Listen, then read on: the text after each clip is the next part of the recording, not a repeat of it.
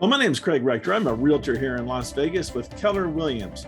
Now, I talk to first-time home buyers almost every day, and one of the very first questions they tend to ask is, what are the steps of buying a home? So I put together this roadmap that I'm going to show you on the steps of buying a home. Real quick, let me show you, share my screen with you so I can show you what I'm talking about. Okay, now over here on the roadmap, we start at the bottom. First step, finding a realtor.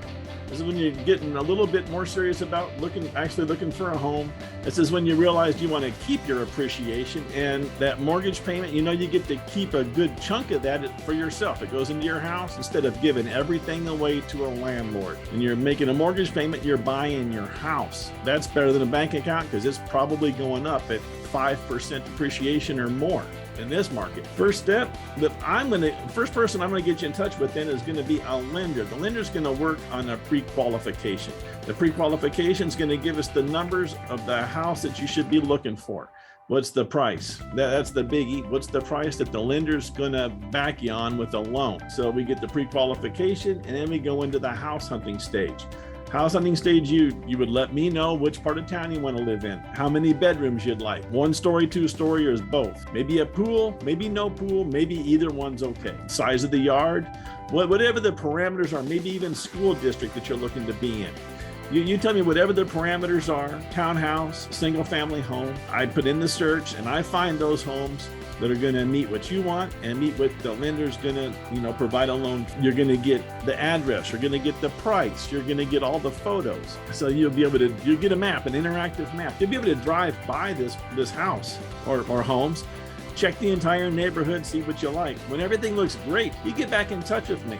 And that's when I set up a viewing appointment. If it's a vacant home, we can walk right in. If it's a occupied home, I'll make a few phone calls and get us an appointment to get in. They're trying to sell a home. Appointments are easy, but it does take just a little bit more time normally to make those appointments. So you get inside. If everything looks great, you love the home, you make a decision, you want to make an offer, great. I'll write up the offer and I'll get the contract over to the seller. So the seller looks at the contract. If they agree with it, they're going to sign off on it. Now we have a signed contract. This is a purchase agreement. Next step is the purchase agreement goes over to the title company. Title company is going to open what they call an escrow account. They'll get you all the numbers when the account is open. That's when the earnest money deposit, probably around 1% of the price of the home. So a $300,000 home, typically going to have an earnest money deposit of somewhere around $3,000, could be a little bit more. It's around 1%.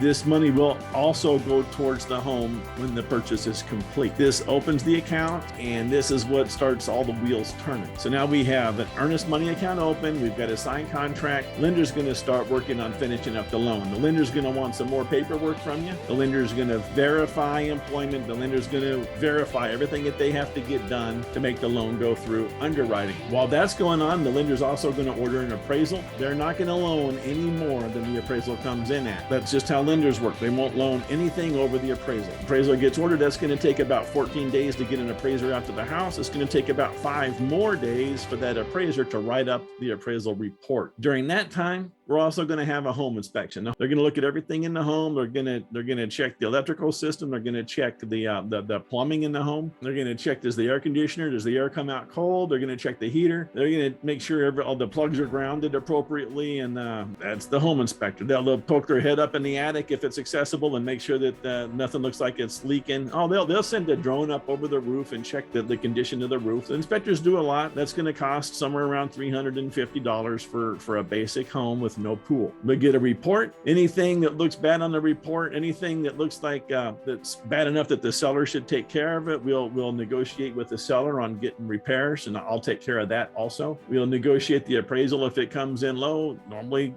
doesn't come in too bad right now. Appraisals have normally been coming in, but if not, we'll do some negotiating for that appraisal also. Once everything is met, all contingencies met, inspections done, appraisals done, the loans came in, loan's going to be ready to fund, loan approval. You get some good words from the lender. Then the lender's going to say something like clear to close. Lender's going to work on sending the money for the home over to that escrow account that was opened back when we had that signed contract. Lender's going to send all the money for the house over to escrow. Escrow's going to pay off all the bills. They're going to send money to the seller. They're going to send money to the mortgage company if the seller had a mortgage. They're going to pay off insurance, or probably taxes.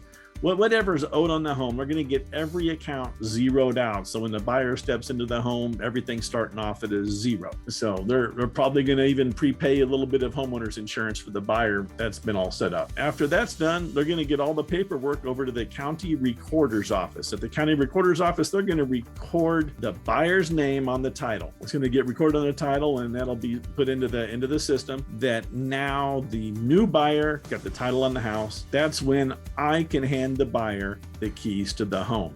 How long does all this take? Well, from the time that we have a signed contract until we have the closing and I get to hand you the keys, plan on about 30 days. Might be a few days less, might be a few days more. Plan on about 30 days. From the time down here when you first realize you need a lender and you want to start the home buy-in process, that time frame is up to the home buyer. How many homes do they see? How long does it take to make a decision?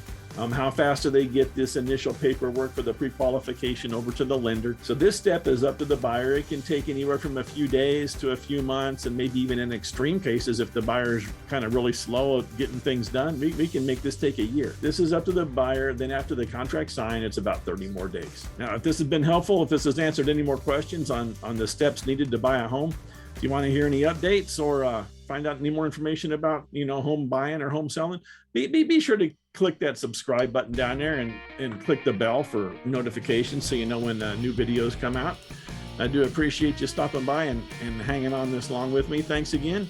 Now on the next screen, you're going to get my cell phone number. Be sure you take note. Whenever you have a real estate question, give me a call. Thanks again.